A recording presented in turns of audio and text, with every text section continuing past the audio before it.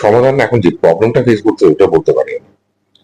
Just একটা আমি অঙ্ক দিয়ে বোঝাই। সাপোজ আমি এখন ভিয়েতনামেরটা জানি, ভিয়েতনামটা we know that it's about 35%, sorry ওদের 20%, আমাদের 35%। ইন্ডিয়ারটা এখনো জানি না, বাট এতটুকু আন্দাজ করতে পারি they will get a favourable tariff because ওদের রোড ম্যাপটা was very strong. After Covid থেকে ওরা যে ইনিশিয়েটিভ গুলো নিয়েছিল, প্রথমে ক্যাপাসিটি বিল্ডিং, এখন টু অ্যাট্রাক্ট এফডিআই, ওদের যে ইনিশিয়েটিভ গুলো আছে those are very very strong compare to আমাদের তুলনায়।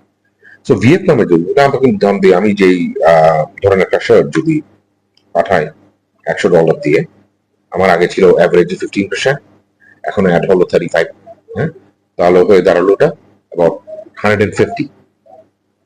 সেম জিনিস যদি আবার ভিয়েতনাম থেকে পাঠায়, ওদের অ্যাভারেজ ছিল 15, নাও দে অ্যাডেড 20%, 35। তার মানে ওরটা বিক্রি হবে 135 টাকায় লন্ডন, আর আমারটা বিক্রি হবে 150 টাকায়। তো আর ফার্দার এক্সপ্লেইন করতে হচ্ছে না সমস্যাটা কোথায়। আহ,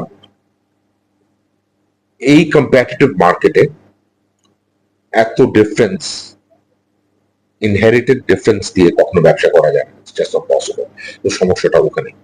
আহ, আমরা সিম্পলি কমপ্লিট করতে পারবো না, যতই আমরা এফিসিয়েন্ট হই, যতই কস্ট কাটিং মেজার নেই, will not be efficient.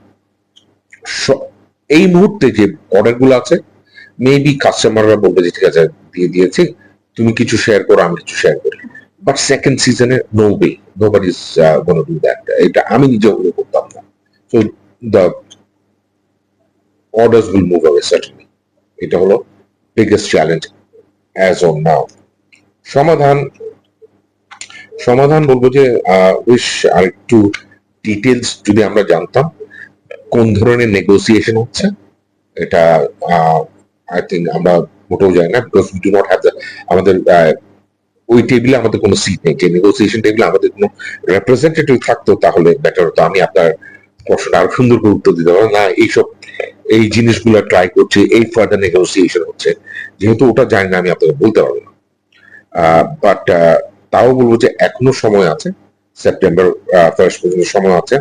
And আমাদের দেশের সাথে আমাদের যে ডেলিগেশন এখন আমেরিকাতে আছে, they have to do a better job, they must do a better job.